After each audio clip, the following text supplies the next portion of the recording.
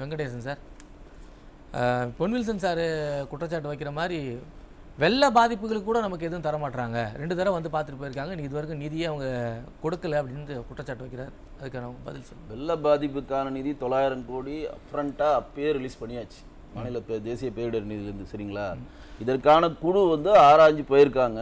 மற்ற மாநிலம் நமக்கு தேவை 6670 கோடின்னு சொல்லி அரசு கொடுத்துருக்கு. ஏங்க அவங்க 33,000 கோடி கேட்டாங்க டிஎம்கேங்க. காங்கிரஸ் பீரியட்லேயே எல்லாமே கேட்குறாங்க. காங்கிரஸ் பீரியடில் அந்த குழு ஆய்வு செஞ்சு என்னென்ன கொடுத்துருக்காங்கன்ற தரவுகளை நீங்கள் ஒரு தடவை செக் பண்ணுங்க. சரிங்களா? இதுக்கு முன்னாடியே கேரளாவில் வயநாட்டில் மிகப்பெரிய ஒரு இயற்கை சீற்றம் பண்ணதற்கு அதற்கான நிதியை மத்திய அரசு இன்னும் விடுவிக்கல. அதற்கான வரவு அங்கே போய் சேரலை. அவங்களுக்கான பேப்பர்ஸ் எல்லாம் கடந்து அந்த குழு ரெக்கமெண்ட் பண்ண போது தான் நிதி ரிலீஸ் ஆகும். இல்லை, இதெல்லாம் வந்து போர்க்கால அடிப்படையில் செய்ய வேண்டியதை வச்சு நீங்கள் வந்து இன்னும் பேப்பர்ஸ் வரல அப்படின்ற காரணம் சொல்ல முடியுமா? இது வந்து போர்க்கால அடிப்படையெல்லாம் கிடையாது, எல்லாமே ஒரு கமிஷன் தாங்க. இப்போ கூட வந்து மத்திய அரசு என்ன சொல்லுதுன்னா 1% வெள்ள பாதிப்பெல்லாம் இயற்கையா நடக்கிறது.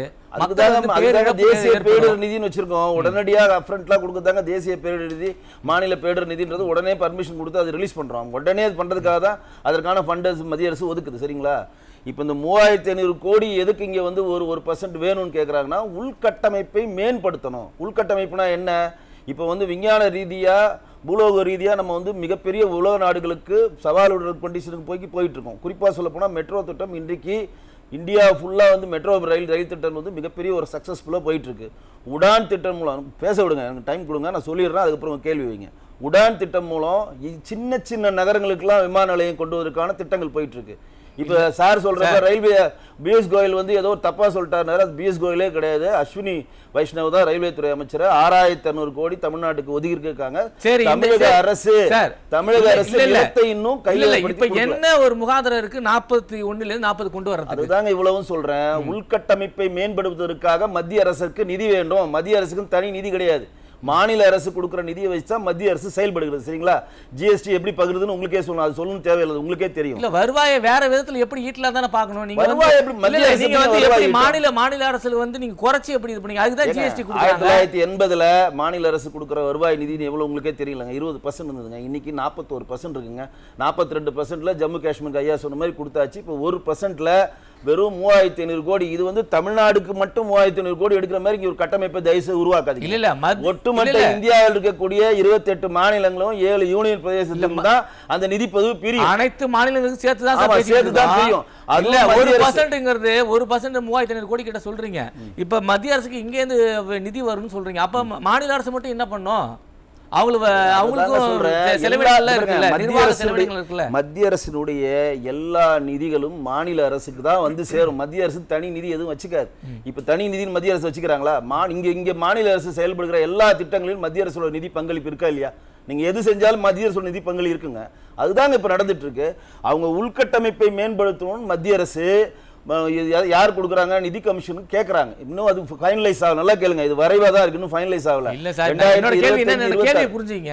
இப்ப நம்ம வந்து வரி நம்ம தான் அதிகமா கொடுக்குறோம். வரி கொடுக்குற மாநிலங்களுக்கு கம்மியாகும், வரி கம்மியா கொடுக்குற மாநிலங்களுக்கு அதிகமாகவும் நீங்க வரியை திரும்பி தர்றதுக்கு போது தான் கேள்வி. இது வந்து நேத்து இன்னைக்கு நடந்தது இல்ல. இதுக்கு நீங்க ஒரு குறுக்கிடாம இருந்தீங்கன்னா தெளிவான விளக்கம் சொல்லுவேன். நல்லா செஞ்சீங்க. நேற்று இன்னைக்கு இது நடக்கல, காங்கிரஸ் பீரியட்ல தான் நடந்துட்டு இருக்கு. ஒரு மாநிலத்துக்கு நிதியை ஒதுக்குவது நிதி கமிஷன் மட்டும் தான். நிதி ஆயோக் தான் இந்த மாநிலத்துக்கு இவ்வளவு நிதி ஒதுக்கணும்னு சொல்லி மத்திய அரசு கட்டுப்பாட்டில் தானே சார் இருக்கு. மத்திய அரசுக்கு ரெக்கமெண்ட் பண்ணும். சரிங்களா? மத்திய அரசுக்கு ரெக்கமெண்ட் பண்ணும். அவங்க எப்படி தனி அமைப்பு கிடையாது இல்ல, அது மத்திய அரசு கீழே தானே வருது. எப்படி ரெக்கமெண்ட் பண்ணுவாங்கன்னா அங்க நாட்டில் இருக்கக்கூடிய பரப்பளவு, மக்கள் தொகை, படிப்பறிவு, என்ன வருமானம் வருது, வேற மாதிரி இண்டஸ்ட்ரியல்ஸ் அங்க இருக்குதா, விவசாயம் மட்டும் வருமானம், இதையெல்லாம் டிசைன் பண்ணி தான் இவங்களுக்கு நிதியை பகிர்ந்தளிக்கிறாங்க. தவிர இது வந்து உத்தரப்பிரதேசுக்கு 2 ரூபாய் 75 காசு கொடுக்குறாங்க, உண்மை. நமக்கு 29 காசு வருதுன்றது உண்மை, அதுல மாற்று இல்ல. ஆனால் மக்கள் தொகை படி தானே கொடுக்குறாங்க. மக்கள் தொகை கிடையாதுங்க. தயவுசெய்து புரியுங்க, தயவுசெய்து பேசுங்க. நீங்க தானே சார் மக்கள் தொகை கிடையாதுங்க. மக்கள் தொகையும் ஒரு காரணி. அதான் அது ஒரு காரணிங்கும் போது தமிழ்நாடு அந்த கொள்கையை சரியா பின்பற்றி மக்கள் தொகை கட்டுப்பாட்டுல வச்சிருக்குது. யூபி, பீகார் அது கட்டுப்பாட்டுல வைக்கல. மறுசீரமைப்பு தேர்தல் தனி, நிதி பங்களிப்பு தனி. இது எதையும் போய் குழப்பிக்காதீங்க. மறுசீரமைப்பு தான். இல்ல நான் மறுசீரமைப்பு பத்தி சொல்லவே இல்லை சார். மக்கள் தொகையும் ஒரு காரணம், அங்க இருக்கக்கூடிய கல்வி அறிவு ஒரு காரணம், அந்த நாட்டோட பரப்பளவு ஒரு காரணம், விவசாயத்தின் மூலம் வருமானம் ஒரு காரணம். மக்கள் தொகை கட்டுப்பாட்டுல வச்சு அதை வந்து அரசு சரியான காங்கிரஸ் பண்ணதுக்கு பிஜேபி யூபில வந்து அதை கட்டுப்படுத்தாம இருந்ததுனால தான் இந்த விளைவுகளே. காங்கிரஸ் பண்ணதுக்கு நம்ம என்னங்க பண்ண முடியாது சார். ஏங்க இதுக்கான திட்ட வரைவு எல்லா கேள்வியும் எல்லா மாநிலங்களும் கேட்டு தான் இருக்கிறாங்க. இன்னமும் தமிழ்நாடு மட்டும் அது வந்து கம்மியான மாதிரி கிடையாது. சவுத்தில் இருக்கக்கூடிய நம்ம வந்து மத்திய அரசு சொல்ற திட்டங்களை முறையாக ஃபாலோ பண்ணதுனால நம்ம மக்கள் தொகை கட்டுக்கோப்பா இருக்கு. இன்னும் சொல்ல போனா சந்திரபாபு நாயுடு ஒரு வருஷத்துக்கு முன்னாடி சொல்றாரு எல்லாம் 2 குழந்தைகள் பெற்றுக்கணும். இனிமேல் உள்ளாட்சி எலெக்ஷன்ல யாருன்னா போட்டின்னா அவங்க 2 குழந்தைகள் பெற்றுனா தான் பண்ண முடியும். இங்க இருக்கக்கூடிய முதலமைச்சர் மு க ஸ்டாலின் சொல்றாரு 2 குழந்தைங்க மேல பெற்றுக்கணும்னு சொல்றாரு. அது வந்து முன்னாடி போட்ட திட்டங்கள் வச்சிருந்ததுனால நம்ம திருப்பி சொல்றோம் சார். இல்லங்க, முன்னாடி போட்ட திட்டங்களுடைய விளைவுங்க. இப்ப கூட 25 வருஷம் நம்ம மறுசீரமைப்புக்கு தள்ளி வச்சாங்க, மறுபடியும் வாஜ்பாய் அவர்கள் தள்ளி வச்சாரு. இப்பயும் மக்கள் தொகையை கணக்கெடுக்கிறப்ப அந்த நார்த்ல வந்து மக்கள் தொகையை வந்து கட்டுப்படுத்தவே முடியல, அது பண்ணவே முடியல அவங்களால. அவங்க பண்ணிக்கிட்டே தான் இருக்காங்க. இன்னைக்கு 28ல இருந்து 30 கோடி பேர் இருக்காங்க யூபியில், ஒரு மினி அமெரிக்கா உத்தரப்பிரதேச. ஆனா அவங்க மினி அமெரிக்கா உத்தரப்பிரதேச இருக்கிறதுக்கும் 8 கோடி இருக்க தமிழ்நாடு இருக்கும் ஒரே நிதியை பங்கிடும். நீங்க எப்படி ஒப்பீடு பண்ண முடியும்? நீங்க இது திட்டத்துல தான் இருக்கு, செயல்பாட்டுக்கு வரலன்னு வரப்போறது இல்ல, லேட் ஆகும் சொல்றீங்க. இது 10 வருஷம் கழிச்சு கொண்டு வரதுக்கான அடித்தளமா கூட இது இருக்கலாம். மத்திய அரசு கேட்டிருக்கு 3500 கோடி வேணும். உள்கட்டமைப்பு குறிப்பா சொல்ல போனா இஸ்ரோல நம்ம மிகப்பெரிய ராக்கெட் ஏவுதளத்துல மிகப்பெரிய ஒரு கட்டமைப்பு நகர்ந்திருக்கோம், உடான்ல நகர்ந்திருக்கோம். இது நீர்வழி பாதையில பிளைட் விடுறதுக்கான திட்டங்கள் நகர்ந்திருக்கும். அப்புறம் வந்து மெட்ரோ ரயில் இன்னைக்கு 44,000 கோடி மெட்ரோ ரயிலுக்கு ஒரு 2ஆம் கட்டத்தில் நிதியை மத்திய அரசு ஒதுக்கி இருக்கு. மருத்துவ கல்லூரிகளை அதிகப்படுத்திருக்கோம், தோப்பூர் எய்ம்ஸ் அதிகப்படுத்திருக்கோம், ஐஐடி அதிகப்படுத்திருக்கோம். நீங்களே சொல்றீங்க தமிழ்நாடும் உத்தரப்பிரதேசம் கம்பேர் பண்ணாதீங்கன்னு. தமிழ்நாடு வந்து அதிகமா வரி செலுத்துது, உத்தரப்பிரதேசம் கம்மியா தானே வரி செலுத்துது. அப்ப அதுக்கு தகுந்த மாதிரி தான் நீங்க வரியை திருப்பி கொடுக்கணும்ன்ற. நான் இதுவா வரி நம்ம நியாயமா கொடுக்குற மாதிரி சொல்றீங்க. இதுதாங்க அவங்க நிதி கமிஷனுக்கு தாங்க அது நிதி ஆயோக் தாங்க அது முடிவு பண்றாங்க. அதற்கான திட்டங்கள் எல்லா மாநிலங்களும் கேட்டுட்டு இருக்குங்க. நீங்க தமிழ்நாடு மட்டும் இல்லைங்க, எல்லா மாநிலம் கேட்குது எங்களுக்கு கம்மியா கொடுக்குறீங்கன்னு கேட்கறாங்க.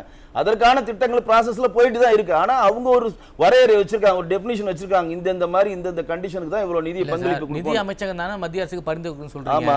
ஆனா அவங்க தானே பரிந்துரை பண்ணணும். இந்த மாநிலத்துல அதிகமான வரி வருதுங்க, இவங்க நம்ம திருப்பி மறுபடியும் புரியாம பேசுங்க. இந்த மாநிலத்துக்கு அதிகமா வரி வருவதனால இந்த மாநிலத்துக்கு அதிகமா வரி கொடுக்கணும் அந்த மாதிரிலாம் கிடையாதுங்க சட்டத்துல. நம்ம இந்தியா ஃபுல்லா ஒருங்கிணைந்த இந்தியா தான், அதனால தெரிஞ்சுங்க. 78 மாநிலம் 7 யூனியன் பிரதேசத்திலையும் ஒரு மாநிலத்தில் இருக்கக்கூடிய கல்வி அறிவு விவசாயம் அந்த மாநிலத்துக்கு கூட வருமானம் நம்ம மாநில மக்கள் வஞ்சிக்கப்படுறாங்கல்ல. இதுதாங்க டிசைன். நம்ம வஞ்சிக்கிறதா என்ன புரியல எனக்கு. 29 பைசா தான் திருப்பி ஒரு ரூபாய்க்கு. நான் சொல்றது உங்களுக்கு இன்னும் புரியல. இதுதாங்க டிசைன். இந்த டிசைன்ல தாங்க இதனால வரையும் 1947 இருந்து செயல்பட்டு வந்திருக்கு. தெரியுங்களா? நீங்க சொல்ற பிஜேபி நீங்க சொல்ற டிசைனை தான் மாத்தணும். வரி அதிகமா கொடுக்கறது 29 பைசா. எல்லாரும் கோரிக்கை எல்லாரும் கோரிக்கை வச்சுட்டு தான் இருக்காங்க. அதற்கான ப்ராசஸை மத்திய அரசு எடுத்துட்டு தான் இருக்குது. எடுக்காம இருக்க மாட்டாங்க. அதுக்குன்னு ஒரு குழு போட்டிருப்பாங்க, அதை ஆராய்வாங்க. இந்த மாதிரி நிதியை பெருந்தருவதற்கு என்ன பண்ணலாம், மக்கள் தொகை கட்டுப்படுத்துறதுக்கு என்னென்ன வழிமுறைகள் இருக்கும், எல்லாமே ப்ராசஸ்ல தான் இருக்கும், இல்லாம இருக்காது. ஆனா அந்த நிதி ஆணையம் சொல்ற வரி பங்கீடு 50% திருப்பி கொடுக்கணும்னு சொல்றீங்கல்ல. ஆமா. என்னது வரி பங்கீடு 50% திருப்பி கொடுக்கணும்னு சொல்றீங்கல்ல. ஆமா. இன்னது வரி 50% திருப்பி கொடுக்கணும் புரியல நீங்க சொல்றது. இல்ல சார், இப்ப மாநில அரசு வந்து என்ன சொல்லுது, 50% வரியை திருப்பி கொடுங்கன்னு தானே சொல்லுது. நீங்க கொடுக்க மாட்டீங்களேன்ற. ஏங்க முதல்ல ஒரு விஷயம் புரிஞ்சுங்க. மத்திய அரசு வந்து 1% தான் இந்த மாதிரி டிசைனை மாத்தலாமே தான் எங்களோட கேள்வி.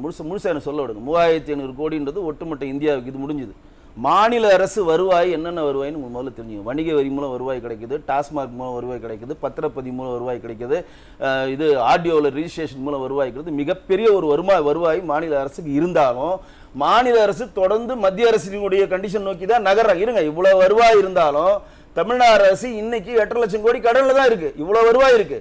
நீங்க வெறும் 3500 கோடி அதிகபட்சம் பார்த்தீங்கன்னா ஒரு 200 கோடி 300 கோடி கம்மியா இருந்தது வந்து பெரிய பூதாகரமா பேசுறீங்க. தவிர இங்க இவ்வளவு வருமானத்தை டாஸ்மாக் மூலம் 50,000 கோடி வருமானத்தை மாநில அரசு வருமானம் ஈட்டுறாங்க. ஆனா 8 லட்சம் கோடி கடன்ல இருக்கிறாங்க, 30,000 கோடி மாசம் வட்டி கட்டிட்டு இருக்காங்க. இதை பெருசா பேசவே மாட்டீங்க சார். இப்போ நீங்க சில விஷயம் நிபந்தனையா வைக்கிறீங்க. இந்த திட்டத்துல சேர்ந்தாதான் இவ்வளவு காசு கொடுப்போம், இந்த திட்டத்துல சேர்ந்தாதான் இவ்வளவு. இப்போ இது எப்படி மாநில அரசு நீங்க மிரட்டுற மாதிரி இல்லையா? இதை கொடுத்தாதான் இதை பண்ணுவோம், இதை கொடுத்தாதான் இதை பண்ணுவோம்னா அது எப்படி? அது அதில் ஒரு விஷயம் தெரிஞ்சுங்க. ஒரு திட்டம் போட்டால் அந்த திட்டத்துக்கான நிதியை தான் மாநில அரசு அந்த திட்டத்துக்கு செலவு பண்ண முடியும். மத்திய அரசு ஒரு திட்டம் கொண்டு வந்தால் அதற்கான கண்டிஷனு பேஸில் தான் அந்த திட்டத்துக்கான நிதியை மத்திய அரசு விடுவிக்கும். இது ஒன்றும் புதுசாக இல்லை.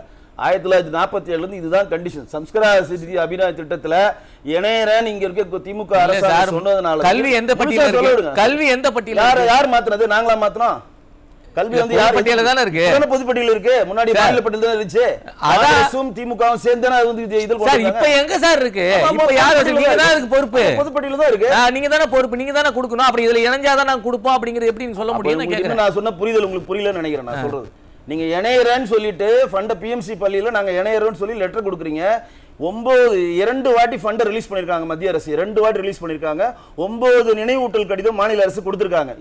நாங்க திமுக ஆதரவா இங்க பேச வர்றேன் நானும் வந்து முழுசா நீங்க சொல்ல விட்டாதான் உங்களுக்கு புரியும். 9 நினைவூட்டல் கடிதங்கள் கொடுத்து 2 முறை ஃபண்டையும் வாங்கிட்டு 3வது வாட்டி அதே ஃபண்ட் கொடுனா இந்த குறிப்பிட்ட சம்ஸ்கார சிக்ஷா அபியான் திட்டத்துக்கு மட்டும் தான் நீங்க செலவு பண்ணோம், பிஎம்சிசில நீங்க இணையறீங்களே அப்படின்னு கேள்வி கேட்டவன தான் கல்வித்துறை அமைச்சர் மகேஷ் சொல்றாரு நாங்க இருமொழி கொள்கையை எதிர்க்கிறோம்னு புதுசா ஒரு கதையை சொல்றாங்க. தவிர அதற்கான ஒதுக்கப்பட்ட நிதியை அதற்கான கண்டிஷனுக்கு தான் ரிலீஸ் பண்ண முடியும் அப்படின்றது தான் கல்வித்துறை அமைச்சர் தர்மேந்திர பிரதான் தெளிவா சொல்றாரு. இன்னொன்னு சொல்றேன், இங்க மாநில அரசுக்கு வந்து கண்டிஷன் தான் சார் இங்க தப்புன்னு சொல்றோம். நாங்க கண்டிஷன் ஏன் போறீங்கன்னு கேக்குறேன், எனக்கு புரியல. இப்ப எஸ்சிஎஸ்சிக்கு ஒரு நிதியை ஒதுக்குறாங்க, அந்த நிதி வந்து அவங்க சரி பிஎம்சில கையெழுத்து போடுங்க 5000 கோடி கொடுப்பேன்னு சொல்றீங்க. நாளைக்கு வேற ஏதாவது திட்டத்தை கொண்டு வந்து கையெழுத்து போட சொல்லுங்க.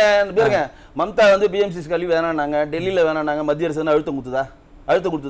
இல்ல ஆயுஷ்மான் பாரத் தர்மேந்திர பிரதான் அறிக்கை கொடுத்தாருல, படிச்சீங்களா இல்லையா? ஆயுஷ்மான் பாரத்னு ஒரு திட்டம். என்னோட கேள்விக்கு வாங்க, தர்மேந்திர பிரதான் ஒரு அறிக்கை விட்டார்ல, அதை படிச்சீங்களா இல்லையா? அதுல என்ன போட்டு சொல்லுங்க பாப்போம். சொல்லுங்க, பிஎம்சில இணைஞ்சா 5000 கோடி பிஎம்சிசி பள்ளியில இணைஞ்சாதாங்க ரிலீஸ் பண்ண முடியும். கண்டிஷன் அதாங்க. முதல்ல ஒண்ணு புரிஞ்சுங்க, ஹைடெக்கா ஒரு பள்ளிக்கூடம் உருவதற்கான 14000 பள்ளியில தேர்ந்தெடுத்து குறிப்பிட்ட பள்ளிக்கூடங்களை தமிழ்நாட்டில் உருவாக்குறாங்க. அந்த ஃபண்டை அதுக்கு தானே செலவு பண்ண முடியும். நீங்க புரியாம நீங்க நிதி தரலன்றீங்க. அதற்கான ஃபண்ட் அதுக்கு தான் பண்ணணும். அதாவது மாநில அரசு கல்வியை மேம்படுத்துறதுக்காக நிதி கேக்குது.